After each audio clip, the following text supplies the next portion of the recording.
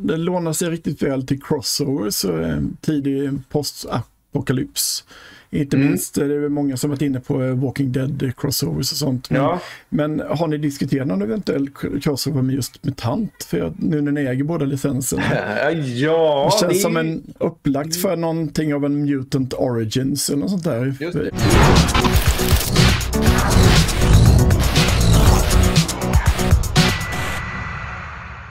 Hej och välkomna till Spelkult. Med oss idag så har vi Thomas Härenstam från Fria Ligan. Välkommen Thomas. Tackar. Stort tack för att ni tagit tid och för ditt uppenbart fullspäckade schema. Ja, tack. Det är kul att vara med igen. Jag måste börja med att fråga, sover ni aldrig på Fria Ligan? Hur många... Jo då, ibland så, men det har varit rätt mycket att göra helt enkelt. Det ska jag inte understå med. Så att vi har fullt upp. Ni börjar få ett rätt stort omfång spellicenser här nu. Hur många är ni uppe i? Vet inte riktigt, jag har inte räknat riktigt så. Det beror på vad man tänker, alltså, vad som tekniskt är licenser. Det är lite så här, vissa är ju helt klart licenser som Blade Runner och Alien och The One Ring och även Twilight 2000 och så. Det är ju uppenbara licenser. Sen MUTANT är ju en licens också, även om det känns lite mer som det är inom familjen och vi har jobbat med det så länge och vi känner ju Fredrik Malmberg och dem väl och så det är en licens, men det känns lite mer familjärt på något sätt. Och sen har vi ju som både Simon Stålenhags verk som vi har gjort spel på och även de spel vi har gjort på Nordiska Väsen med Johan Egerkrans. Där är ju så att säga det är ju en slags licenser, men det är ju ännu mer familjärt så att säga, för de är ju lite grann en del av gänget, men på ett plan är det ju också någon slags licensverk eftersom vi bygger det ju på deras skapelser som vi har skapat spelen på. Så att de är ju i någon mening också licenser. Så om man räknar med dem så blir det ganska många till slut. Så har vi våra helt egna spel också. Kan jag ta upp några stycken här? Ja, där är några. Ja. Klarar ni av att underhålla alla spelen med nya spelsläpp och sånt? Eller tvingas ni nedprioritera äldre spel? Det är helt klart en utmaning. Det är inget snack om det. Och det är något vi pratar ganska mycket om. För det känner vi att det är ju viktigt. Det känns ibland som att ligan har ett rykte som egentligen ganska gammal, som har hängt med ganska länge, om att vi gör liksom ett spel och sen släpper vi det och tar vidare ett nytt spel istället för att underhålla spellinjer. Och det kan nog stämma, men jag tycker det stämmer bättre för länge sedan. Alltså när vi började egentligen med spelen Svavelvinter och spelet om Morwale, som ju inte fick så mycket stöd och vi har inte så att säga officiellt lagt ner dem, men det är ju inte heller ett spel vi längre aktivt jobbar med. Så där stämde det ju, men det var ju ligan i ett helt annat läge. Det var ju långt innan vi liksom gjorde det här som ett jobb och det var ju en tid när rollspelsvågen, liksom återtåget inte hade börjat och sådär. Så det var ju en annan tid vi gjorde de sakerna, utan med de spel vi gör nu jobbar vi ändå ganska aktivt på att försöka stödja och det lyckas väl så där ibland bra, ibland några spel har vi väl hamnat lite efter, men vi har absolut som ambition att ge ut en hyfsat stadig ström av expansioner och moduler till de spel vi har. Det är lite skillnad på rollspel och brädspel. Du har på skärmen där Crusader Kings till exempel, där har vi för expansioner på planeringsstadiet, men det är ju ett brädspel som kan leva lite mer självt. Det är ju inte lika beroende av expansioner som ett rollspel.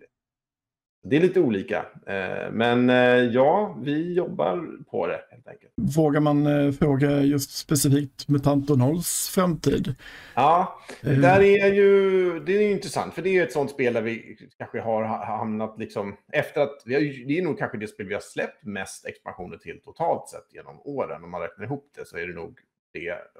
Symbarom är väl i samma liga tror jag. De är väl de två som har fått mest expansioner. Så att det har vi verkligen släppt mycket. I varje fall om man räknar då Genlab Alpha och Machinarium och Elysium som expansioner eller moduler. De är ju standalone, men de är fortfarande en expansion till grunden, skulle jag säga. Om man räknar det och sen alla zonkompendier och Grå Döden och alltihopa, så är det ju ändå ganska mycket som är släppt. Men nu är vi i ett läge där vi lite grann har gjort mycket av det vi hade planerat och vi funderar lite grann på vad fortsättningen är. Och vi har Så där, nu har det ju, nu sista åren har varit väldigt tag sedan. Det var väl Grodöden, så att säga, det sista rena expansionen vi släppte till MUTANT år 0.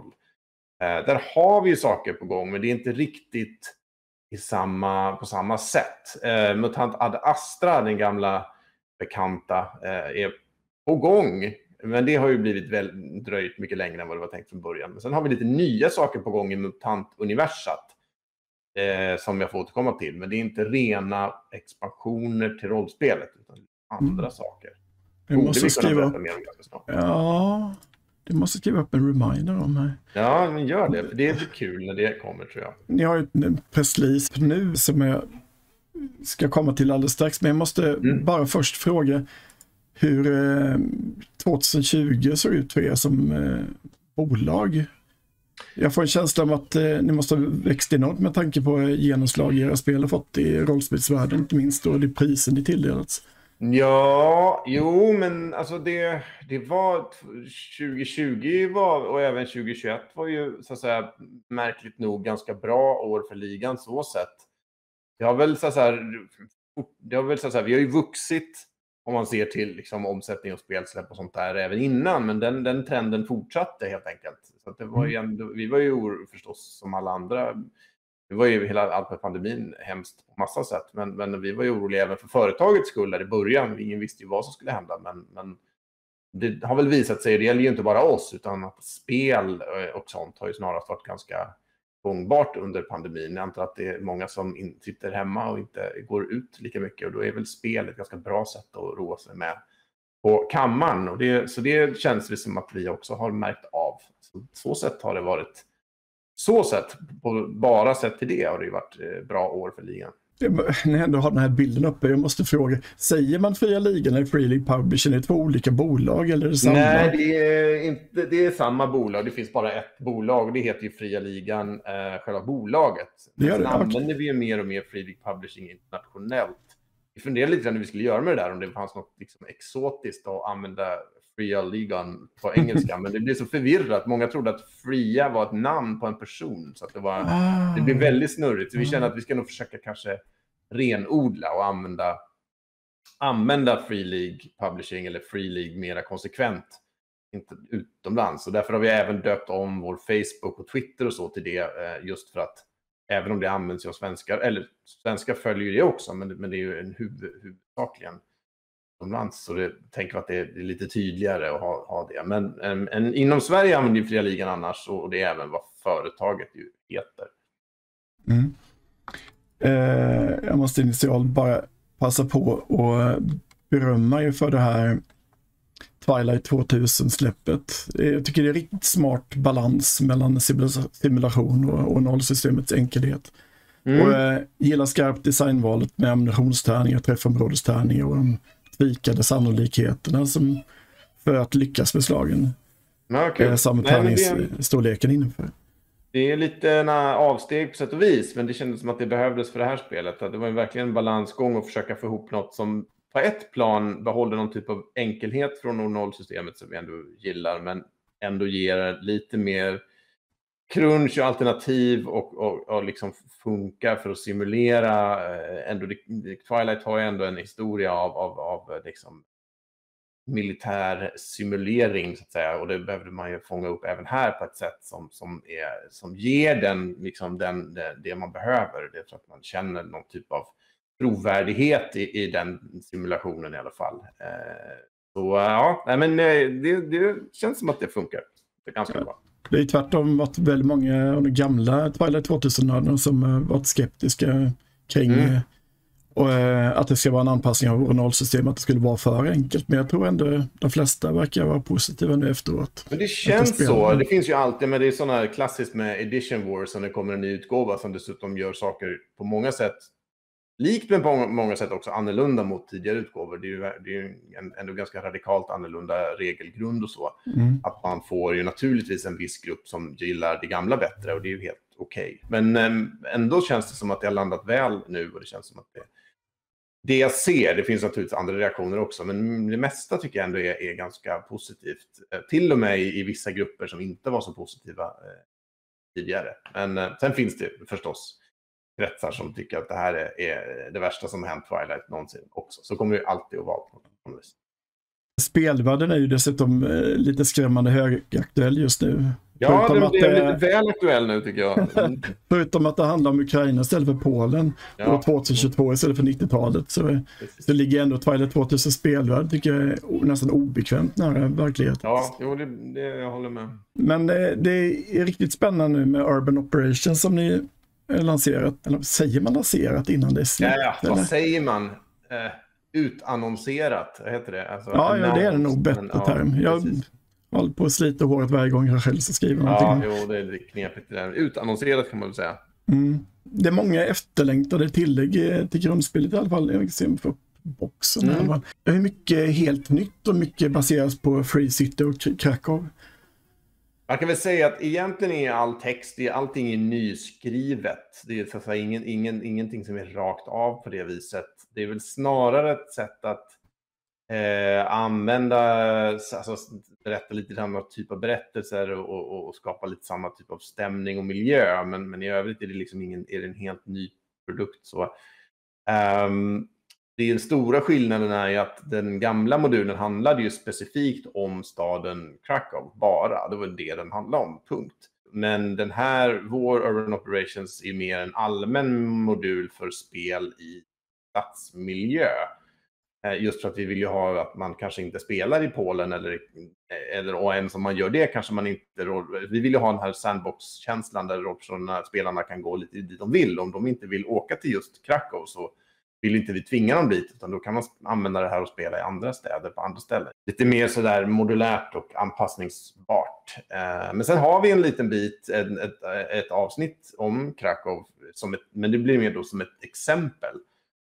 Och där vi har det andra exemplet är faktiskt Karlsborg i Sverige. Så att då har vi 2 exempelstäder kanske att ta i med, man pratar Karlsborg, men orter då, tätorter. Jag tycker det är riktigt kul att ni valt just Karlsborg. Sveriges gamla reservhuvudstad ifall krig också. Ja. Jag var själv placerad där i lumpen så det får till tillbaka lite gamla minnen så jag tänkte använda min egen kampanj. Men jag blir nyfiken, inte minst på de nya encounterkorten. Blir det en helt ny lek eller kommer de kunna samköras på något sätt på den andra kortleken? Det blir en ny lek. Tanken är att man kommer kunna behålla kanske vissa korten om man vill från den i grundspelet, men blanda in de här med stadsmiljö. Vissa av dem i grundspelet funkar också, så då kan man liksom... Det är det som är kul med de här encounterkortleken. Dels är det lite behändigt sådär, man får den information man behöver och lite stats på kortet. Man har liksom men det är också att man kan ju skapa sig stacka sin lek då som spelledare lite vad man vill typ för grejer ska kunna hända, så kan man liksom bestämma vad urvalet ska vara. Så man kan köra bara med de här Urban Operations nya encounters bara om man vill, men man kan också blanda in några av de existerande från spelet. Så det kan man göra lite som man vill. Men antalet encounters är väl aningen färre än i grundspelet tror jag. Men det är någonstans drygt hälften så många. Så kring en 30 stycken. Så det blir ingen full 52-kortslek? Nej, utan tanken är att man blandar in liksom. Skulle man kunna köra, eller är det biljetter av, det är ingen biljetter av korten så man kan köra en stor lek också? Det går nog att göra, precis. Jag tror att vi har lagt upp det så att de vi lägger in nu ersätter specifika encounters i grundspelet, så att man kan ha en hel full 52-kortslek för Urban Operations där vissa korten är utbytta.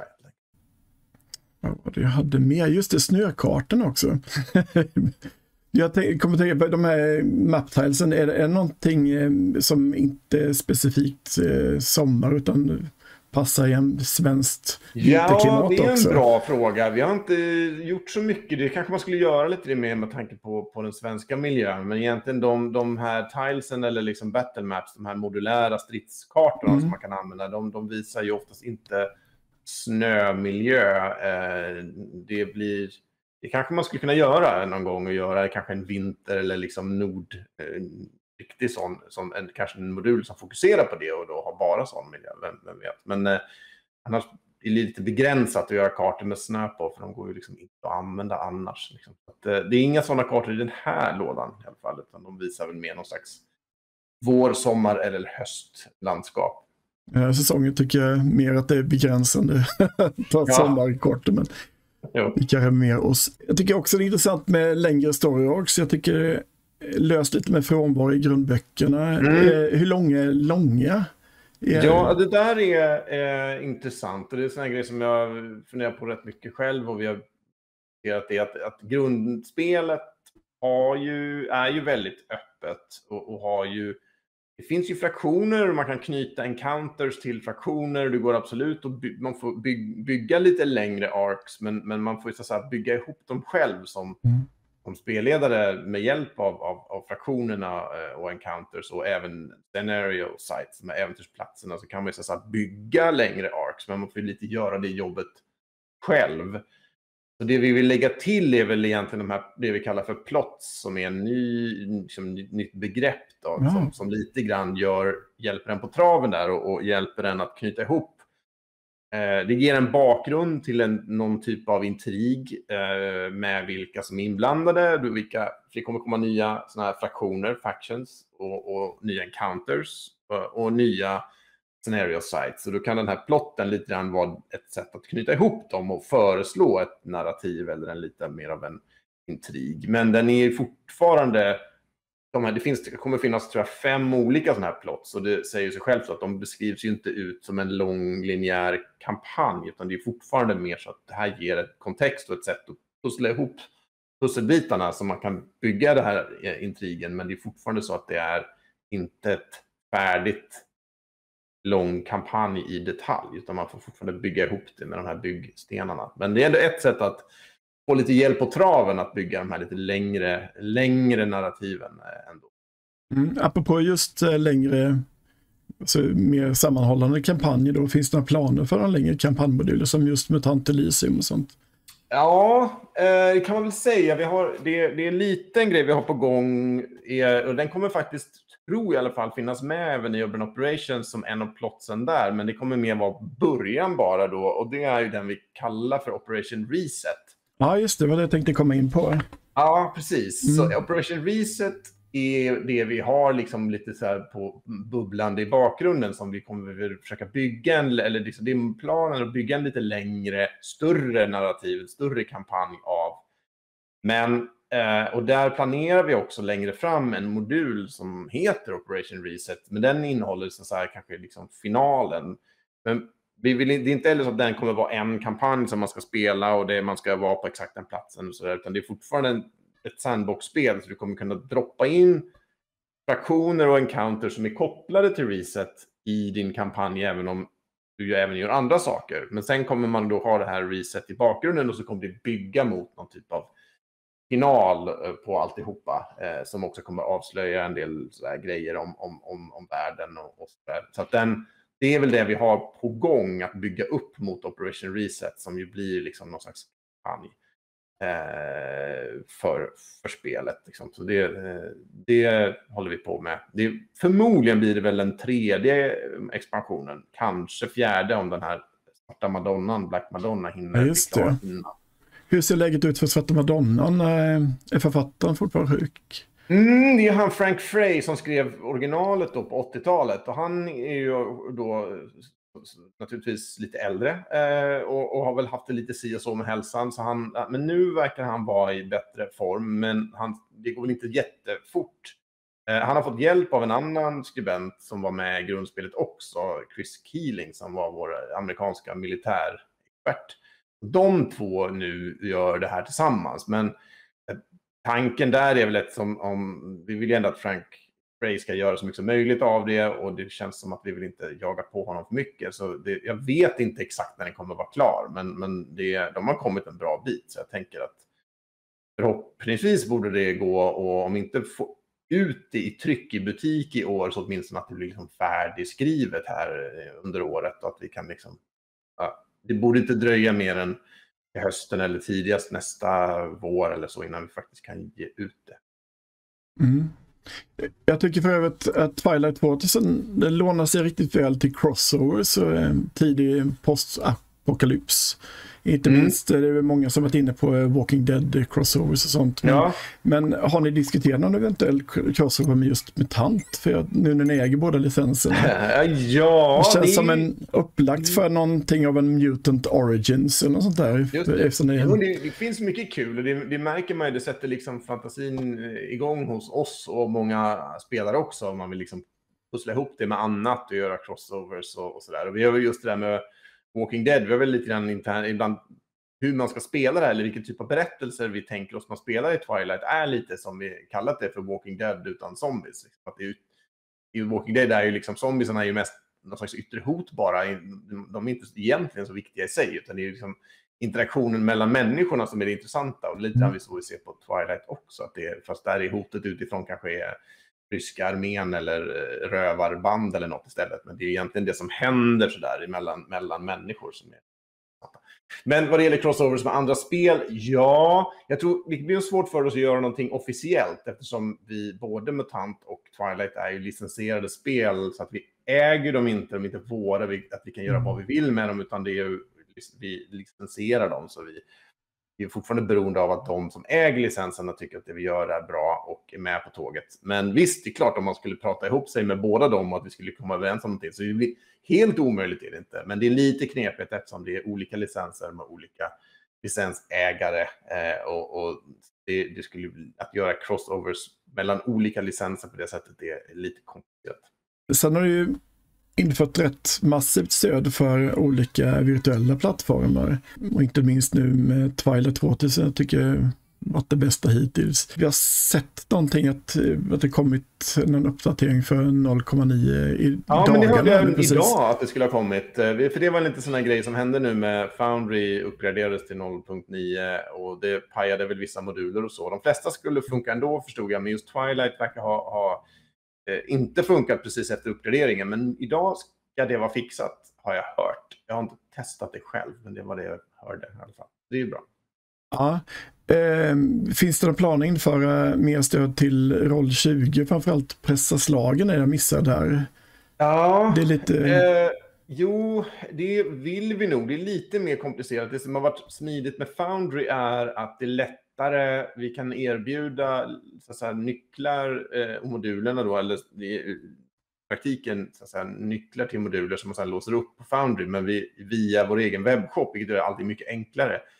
För Roll20 så måste vi gå igenom deras plattform och marketplace som det heter, och det gör det lite knöligare. Vi kan ändå släppa saker där, men det är lite mer komplicerat. Så vi kommer nog göra mer på Roll20. Idag är det väl Tales from the Loop och Alien som finns där, men vi har inte hunnit riktigt satsa lika mycket på alla, utan Foundry fick ta lite prioritet liksom. Men vad det lider så ska vi nog försöka få ut lite mer saker på Roll20 också, och även Fantasy Grounds där det görs en del som är en tredje plattform. Ja, just det. Ja, det var där har vi ett bra team som jobbar ganska självständigt. Det är liksom två personer egentligen utanför ligan, men som är ett team som har gjort allting till Fantasy Grounds. De är bra, men de hinner ju bara göra so much. Så ni har någonting på gång där? Det har jag missat. Jo, men det gör saker. Det finns redan. Alien finns där. Det är Väsen, tror jag. Där. Ja, och Symbarom har funnits ganska länge. Och det kommer saker där också. Lite långsammare takten på Foundry, men det kommer saker där också. För det är svårt att göra allt, men vi vill ändå än så länge när det finns olika plattformar försöka finnas på alla och lite grann se vartåt det lutar så att vi inte hänger ute någon. Mm. Annars är det den stora snacket som varit just det här med samarbetet med Demiplane och er Free League Nexus. Det har varit lite oroliga signaler bland spelare att det kanske skulle innebära att ni slutar med de andra, men det här var den officiella. Nej, precis. Det är inte alls avsikten, utan det där är det funkar ju lite annorlunda. Det är egentligen inte en VTT, alltså en Virtual Tabletop på samma sätt som de andra riktigt. Den närmaste liknelsen är väl det som heter D&D Beyond, som ju är stort för just Dungeons & Dragons. Det här är ju lite liknande tjänst fast för andra spel. Och tanken här med Demiplane är att man kanske inte spelar online och slår tärningar. Liksom, det är inte så mycket att det finns mycket verktyg av det slaget, utan det är mer till som en resurs för att hålla koll på alla regler, hålla koll på sina rollpersoner, ett sätt att träffas med som andra spelare och så. Men så funktionaliteten är inte riktigt densamma. Vad jag har förstått så är det ganska vanligt till exempel att man använder D&D Beyond och Roll20 för att spela Dungeons & Dragons till exempel. Det är så att man använder dem tillsammans, inte den ena eller den andra. Kommer det vara liknande stöd som D&D Beyond då, att man kan spara sin karaktär på det här Nexus och sen importera den till... Ja, precis. Det är samma typ av tjänst. Sen exakt hur det kommer funka, det kommer säkert vara en del skillnader också. Men det är nog en ganska bra jämförelse ändå, D&D Beyond. Vad man kan göra där är väl ungefär det man ska kunna göra i Demiplane också. Så vitt jag har förstått det. I alla fall. Med Demiplane är också så att det är inte vi... Med Foundry så är det vi, inte jag personligen, men vi som så att säga, anlitar utvecklare och utvecklar de här modulerna själva. Så vi har lite mer insyn och kontroll så att säga. Demiplane så är det de som kommer göra allting. Förstås med vi kommer ju prata med dem och ha ett samarbete. Men det gör att vi har inte riktigt samma detaljkontroll över funktionaliteten. Kanske det som vi har på Foundry. Ja, det har varit, inte minst genom vår redaktion har det varit väldigt mycket förvirring kring vad Nexus är för någonting och vad en virtual tabletop innebär. Det känns lite som det är mycket gråzoner emellan och vad man ska använda för terminologi för det allting. Men om det är som en D&D Beyond är nog bra kanske att man får hålla sig till att det innebär. Vad är framtiden för Twilight 2000 nu då? Går det att avslöja några mer expansioner? Du var inne på kampanj. Urban Operations är ju den som är på god väg nu. Sen jobbar vi på en nästa som har ett arbetsnamn i alla fall som heter Hostile Waters, som alltså handlar om båtar mycket. Den följer lite i fotspåren efter de gamla klassiska modulerna. Där var ju den andra expansionen då var ju den här Pirates of the Vistula som sig på den här floden. Så det är lite, men på samma sätt här så vill vi liksom utöka liksom hidden lite och göra det lite mer öppet, så att den kommer handla om att spela på floder, sjöar, hav med båtar, så det kommer finnas regler för det och även nya encounters när man åker båt och sådär. Det är nästa grej och den är redan på ganska god väg. Han Chris Lights som skriver, han har väl kommit ganska långt så den är på god väg.